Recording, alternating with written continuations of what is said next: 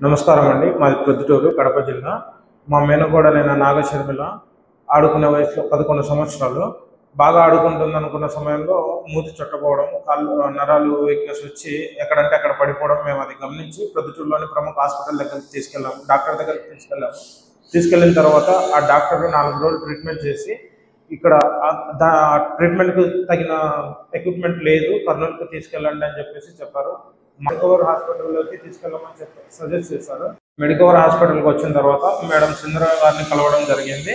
Madam పర్యవేక్షణలో పేషెంట్‌ని చూసి మా మేనకోడలైన నాగశర్మిలను చూసి అన్ని టెస్టులు చేయించి అది ఎందువల్ల వచ్చింది అని చెప్పేసి క్లియర్‌గా ఎక్స్‌ప్లెయిన్ చేసింది. దానికి తగ్గ ట్రీట్మెంట్ కూడా స్టార్ట్ చేద్దామని చెప్పేసి కూడా మేడంతో మాట్లాడడం జరిగింది.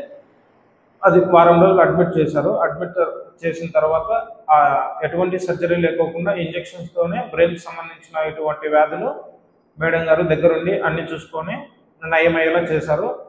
Thanks to Sindhura madam, Medicover hospitals.